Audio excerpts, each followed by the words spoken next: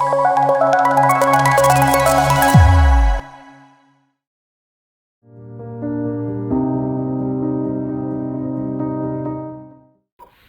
completed with the GL part in the previous session, and today we are going to start with payables.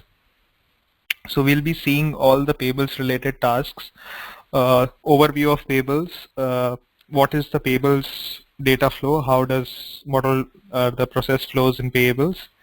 Then we will see all the components related to what setups we need in terms of what are the business unit setups which we is pending from our enterprise structure discussion. We have completed till ledger, so we'll do a business unit configuration and all the things related to that. Then we have few setups related to suppliers. Supplier is a common component between procurement and payables. So if you are implementing only financials, still you need suppliers for entering the invoices and all. So we'll see setups related to suppliers, then ways of creation of suppliers, how do you upload a supplier, manual creation of suppliers, and different supplier registrations and everything. So all those things, all those components we'll see related to suppliers. Then we will see touch base on the payable integration points, the standard integration that we have.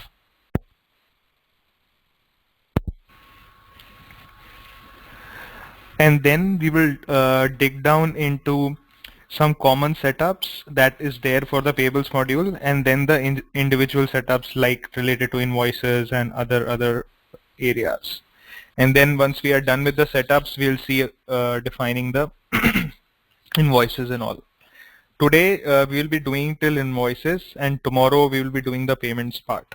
So process flows and all, everything will complete today. Any questions before we start? Okay.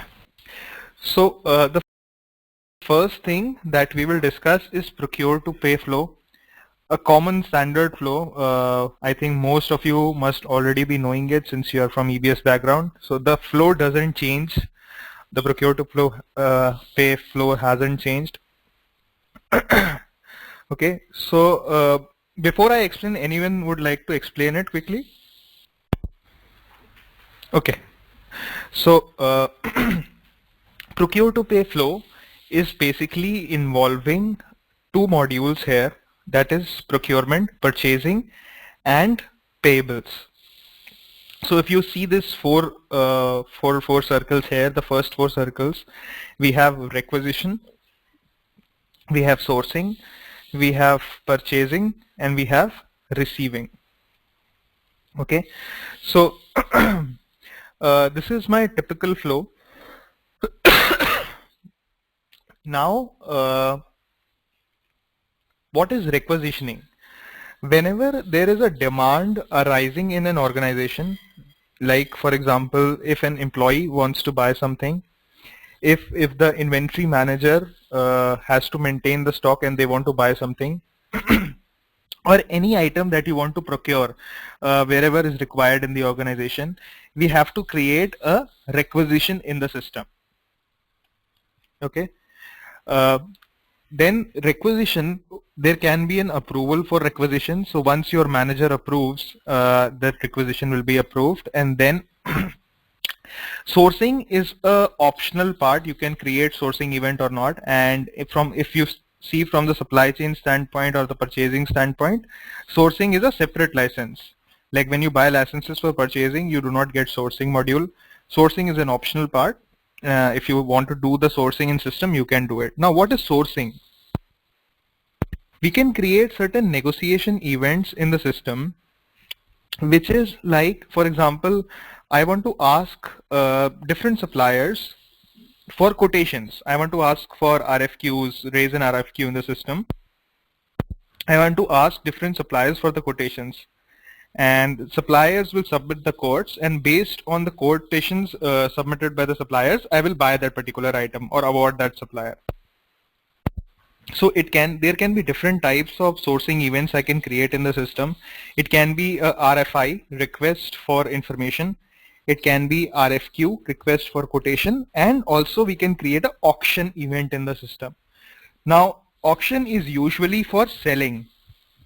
Okay, so auction usually we do for selling, but this is a kind of a reverse auction. In case when we want to purchase something, we create an auction and multiple suppliers bid for it. That I want to buy 100 laptops, and they will bid for 100 laptops. That this is the price and this is the whatever specifications I'm going to offer for this much dollar value or whatever, and then accordingly you will demand that to a specific supplier or award to a specific supplier. So once you have selected the whichever supplier you want to give the business to, then you will create a purchase order. Okay, purchase order is a document that you convey to the supplier that, hey, I want these many items and whatever the goods you want to purchase, which will have all the delivery schedule and everything. Now there can be different types of purchase order. I'm not going to touch base into detail of that, but overview I'll just give you. So you have standard purchase order, blanket purchase order, and contract purchase orders in Fusion. So we have standard POs, contract POs, and blanket POs. I think Shilpi, you are already working. Can you do you have some comments on that?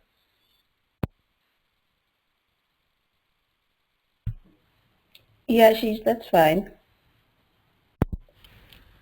Right. Okay.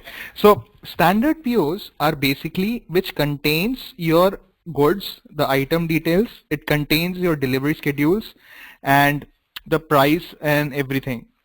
So that is the standard PO, and then you will be having the blanket POs.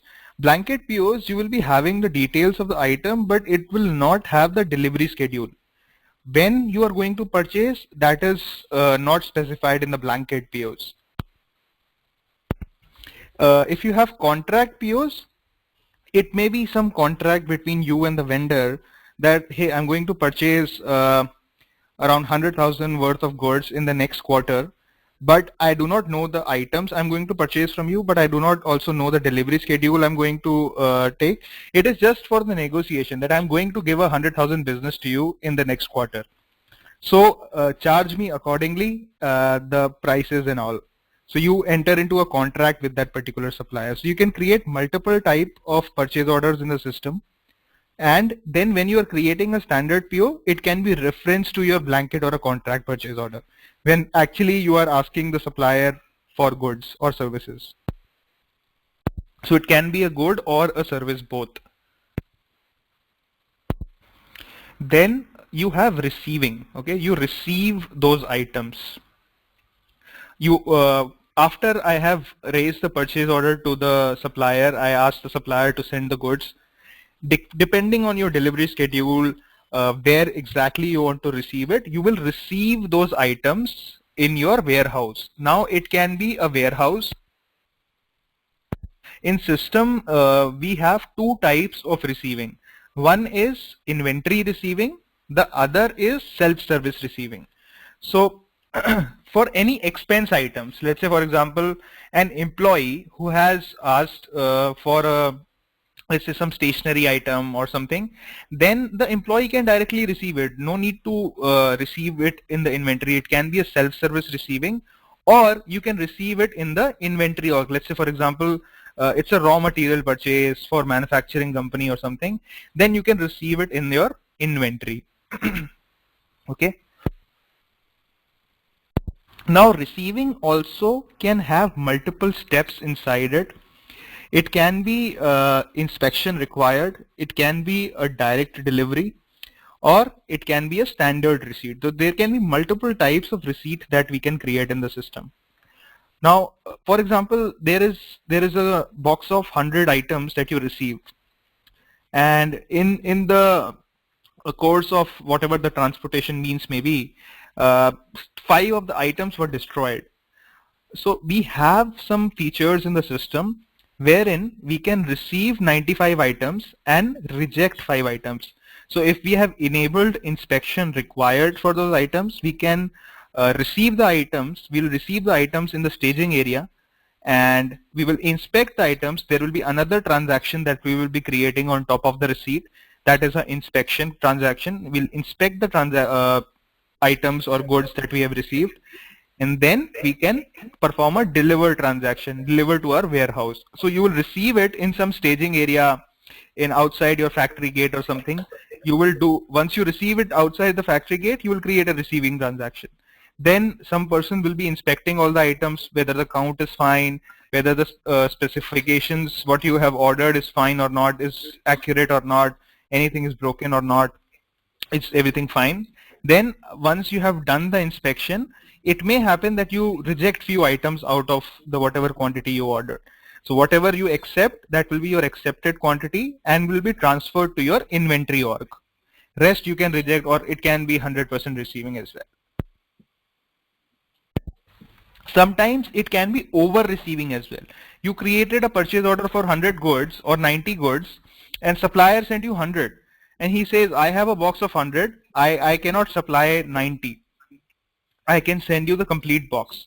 So if you have defined over receipt tolerances, so we can define certain over receiving tolerances in the system, and if we have defined those kind of tolerances, we can receive those items.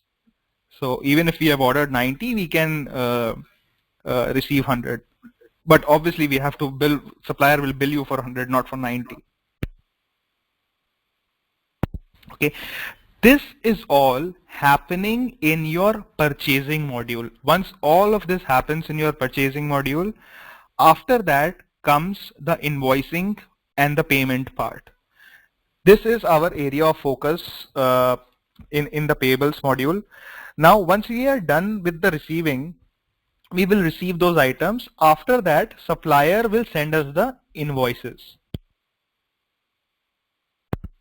We will be creating the invoices in the system, and we will be making the payment for the invoices. Okay, so after this, we will receive invoices. There is a different process. We'll validate the invoices, calculate taxes. A lot of things are related to invoices. A lot of things are related to payments, different types of payment methods, which we'll discuss separately. This is the high level process flow. And once we do the invoicing and the payments, we also generate the accounting entries. So in procure to pay flow, there is no accounting entry at the requisition level, no accounting entry at the sourcing level, no accounting at the PO level. PO does have the charge account, but there is no accounting entry generation at the purchase order level. It is only when we do the receiving, we generate the accounting entries in our module called as receipt accounting.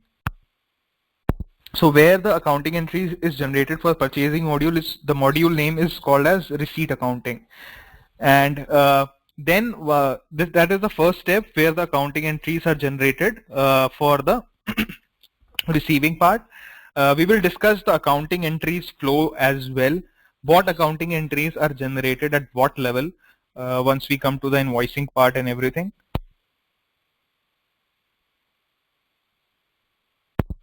Okay, and then we have the invoicing. For invoices, yes, we have the accounting entries generated. For payments, yes, we have the accounting entries generated. After this, we also have cash reconciliation. After this payment flow, we have something called as cash reconciliation.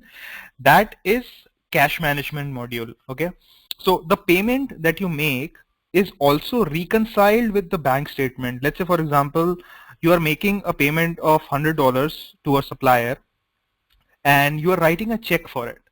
You give that check to the vendor, but vendor does not deposit that check for a month in the bank. Now in the system, in Fusion system, your balance has gone down by $100 in your bank account, but actual bank account, the funds balance hasn't gone down. So this is the type of reconciliation that we do with the cash management module. So you'll reconcile all the money that you have to receive from customers, all the payments that you have to made to the vendors, whether they have been released or not is still pending, anything that has the check is got dishonored or something. So you'll reconcile those transactions with your cash management module. Okay. Any questions in this procure to pay flow?